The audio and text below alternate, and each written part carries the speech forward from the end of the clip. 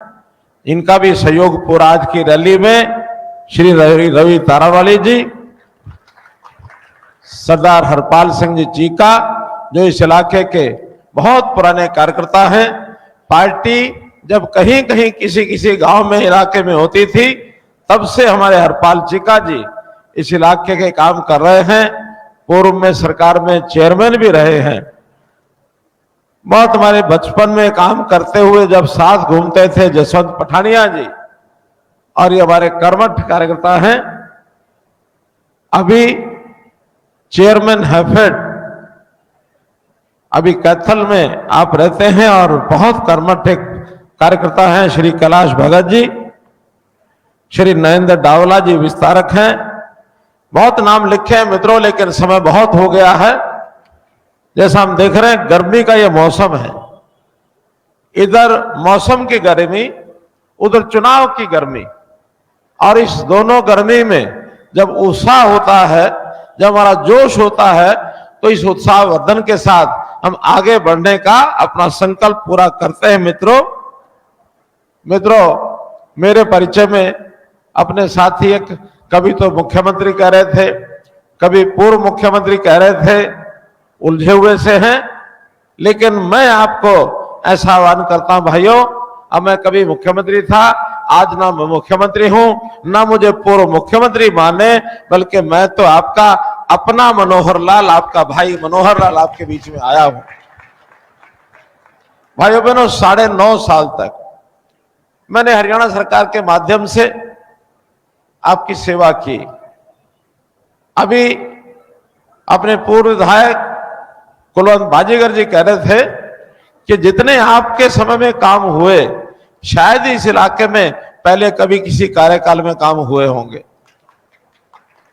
अब ये बात आपको जानकारी है, मैं तो एक लगन लगा करके दिन रात काम करके पीछे मुड़ के कभी देखा नहीं। मुझे क्या करना क्या नहीं करना पूरे एकदम स्पष्टता से, एकदम साफ तौर पर मुझे लगता था कि जो इलाका हरियाणा का पिछड़ा है उसे मुझे काम करना है।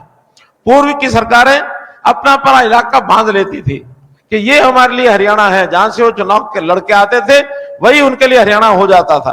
किसी के लिए रोहतक होता था, किसी के लिए हिसार था, किसी के लिए सिरसा था, किसी के लिए भिवाड़ी था। लेकिन मनोहर लाल ने चुनाव भले करनाल से लड़ा हो, लेकिन पूरे हरियाणा का एक समान विकास, ये मेरी प्राथमिकता भाई बहनों हमेशा प्राथमिकता रही है।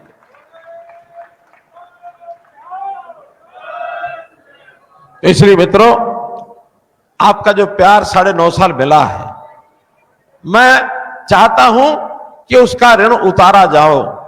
अभी मैं हिसाब लगाता हूं तो शायद उसका ब्याज भी नहीं उतार पाया, मूलधन तो बाकी है, मुझे पूरा आपका ऋण उतारना है। और जब ऋण उतारना है तो आज मेरे साथी श्री नवीन जिंदल जी, अब इनको साथी क्यों कह रहा हूं मैं?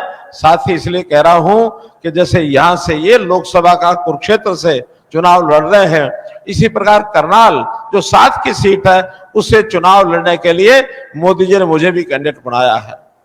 इसलिए भाइयों बहनों, हम साथ साथ कंधे से कंधा मिला करके आप लोग जब पार्लियामेंट में भेजेंगे तो इस इलाके की आवाज तो उठाएंगे ही, और इस इलाके में विकास के लिए जितना ज्यादा से ज्यादा काम है वो करवाने के लिए पार्लियामेंट से हम लेकर के आएंगे। मैं आपको ये पूरा विश्वास दिलाता हूं भाई बहनों। मित्रों, पिछले 2-3 दिन से मैं जो घूम रहा हूं, क्योंकि लगातार विधानसभा में जाना हो रहा है, अपनी लोकसभा में भी घूम रहा हूं, 3-4 दिन से ये मान के चलो कि हरियाणा का एक वातावरण ऐसा बन गया है कि अब हरियाणा की हर लोकसभा सीट ये भारतीय जनता पार्टी को मिलने वाली है। 4 जून को 10 के 10 कमल लोकसभा के और एक करनाल विधानसभा का 11 के 11 कमल मित्रों हम मोदी जी की झोली में डालने वाले हैं। मित्रों, ये निश्चित हो चुका है।